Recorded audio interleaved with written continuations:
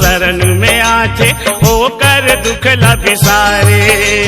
जौन भगत तोर शरण में आथे ओकर दुख ला बिसारे। टेकारी गाँव के जैसन देवता, टेकारी गाँव के जैसन देवता बैठे तरिया के पारे। जौन भगत तोर शरण में आथे ओकर दुख ला बिसारे। जौन भगत तोर शरण में आथे ओकर दुख ला बिसारे। जय शनि देवता, जय शनि देवता, जय शनि देवता, जय शनि देवता।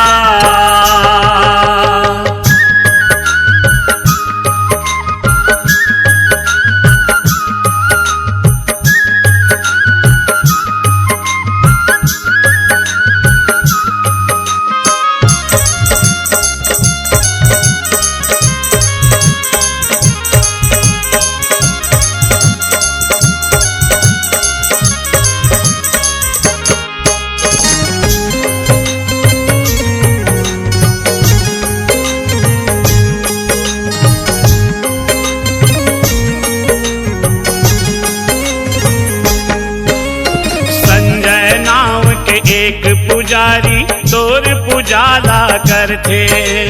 प्रभु के पूजा मगाँव के नर नारी मन आथे।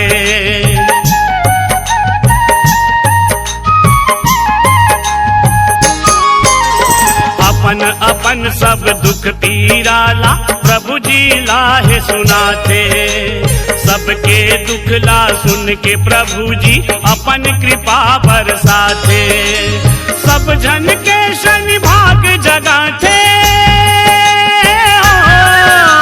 सब जन के शनि भाग जगाथे। दे आते ओकर दुआरे।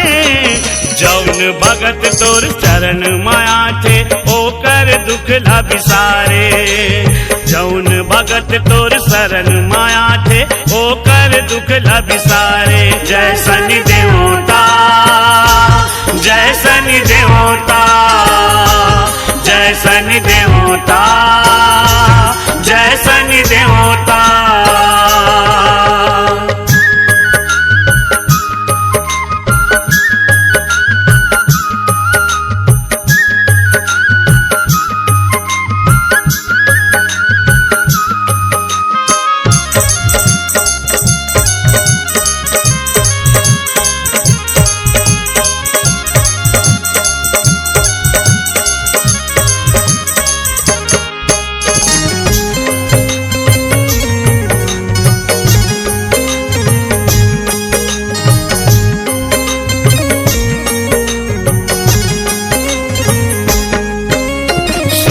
पुत्र तो लखई थे प्रभु नाम है तोर शनि। जेकर ऊपर तोर कृपा ओ कर नहीं होवे हानि।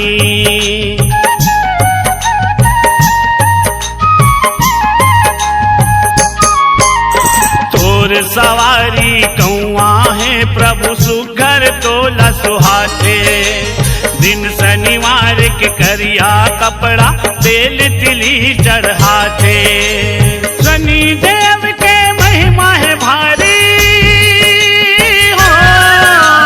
शनि देव के महिमा है भारी नहीं पाए कोनो पारे। जौन भगत तोर शरण में आथे ओकर दुख ला बिसारे।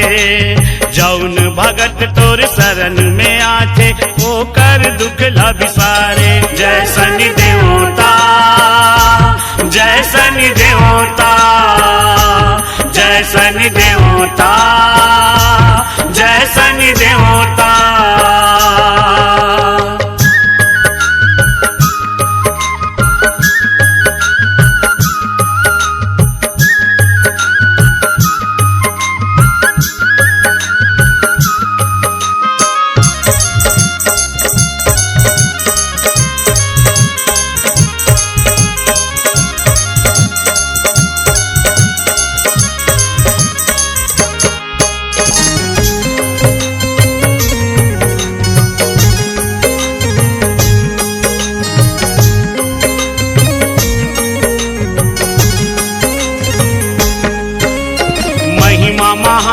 है शनि देव के जैन जाने तेन माने।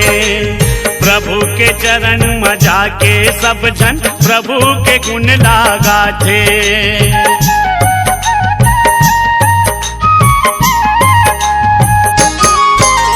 नहीं है जेकर घर लोग लइका प्रभु जी लागो हो राथे। श्रद्धा भक्ति ले पूजा करके मन चाहावर पाथे। भजन भजत जय दास को सरिया, भजन भजत जय दास को सरिया, प्रभु चरण में तुम्हारे। जौन भगत तोर चरण में आते ओकर दुख लट बिसारे। जौन भगत तोर चरण में आते ओकर दुख लट बिसारे। जय शनि देवता, जय शनि देवता, जय शनि देवता, जय शनि देवता। टेकारी गांव के जय शनि देवता, टेकारी गांव के जय शनि देवता, बैठे दरिया के पारे। जौन भगत तोर चरण माया थे ओकर दुख ला बिसारे। जौन भगत तोर चरण माया थे ओकर दुख ला बिसारे। के जय शनि देवता, के जय शनि देवता, के जय शनि देवता, के जय शनि देवता।